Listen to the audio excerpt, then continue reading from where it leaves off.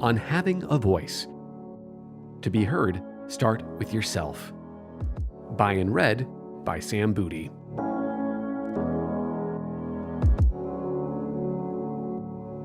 Voiceless while having a voice. Look, it wasn't supposed to be like this. No one was supposed to hear me talk. Growing up, I didn't have a voice. At least I didn't feel like I had a voice. Being the younger brother to a much older sister, it was hard to get a word in edgewise. Plus, my parents were often fighting, stressed over finances and survival.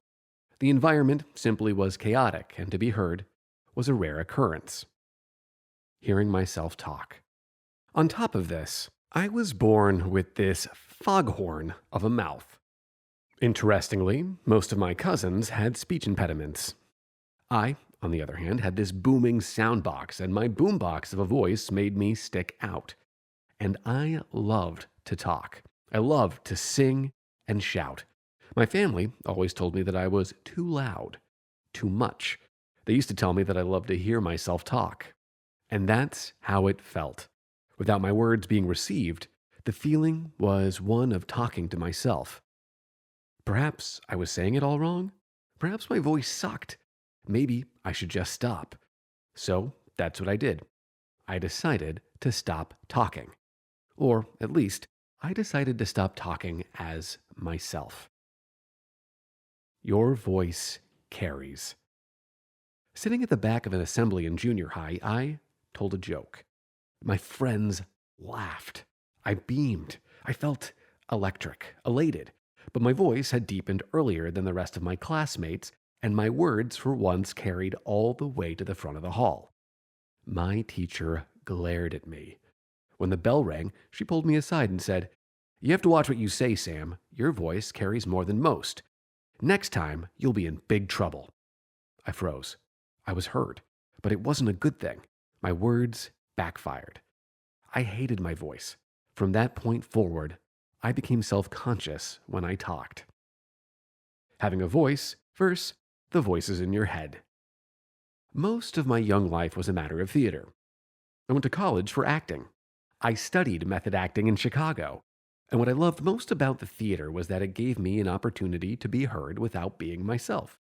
When acting, someone else writes the lines. Someone else writes the story. Theater was an opportunity to have a voice and to not be myself. It seemed like the perfect solution. But I quickly learned, to survive as an actor, you have to bring the special sauce. In fact, to be a great actor, you have to start with yourself. Just as the best fiction is based on the truth, the best acting starts with something personal. So while I'd been trying to be someone else, I discovered that I had to change course and learn to become myself. Stop acting and start talking.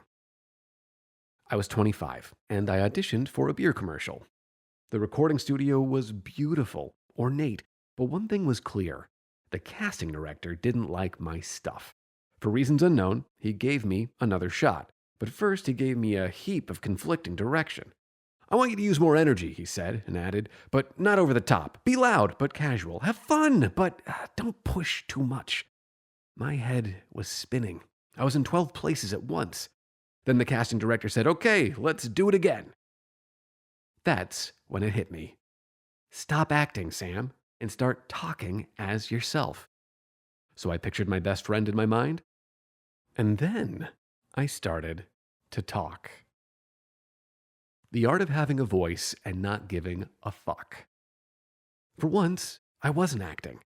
Instead, I was simply talking as myself to someone else. I booked the job, but I kept wondering, why wasn't I taught this sooner? Why have I never learned to speak as myself? The lesson? There's a path to having a voice without becoming someone else. To be heard, start with yourself and send your voice out. Like good storytelling, being heard requires a few things. Mostly, however, being heard depends on two factors: you and your audience. So to be heard, you must contend with both. Without knowing your audience, your words will prevent you from being heard. Without knowing yourself, your words will be hollow sounds. So what is speaking well? Speaking well is cutting through the noise. Speaking well is a bridge between you and your listener. But you can't begin to build a bridge without a foundation in yourself. Put another way, speaking well begins by changing the way you think about your voice. It begins by starting with yourself. You are so much more than the way you sound. You just finished listening to On Having a Voice by Sam Booty. For more thoughts on speaking well and how to change your mind, please visit his blog at samuelbooty.com/blog. That's samuelbooty.com/blog.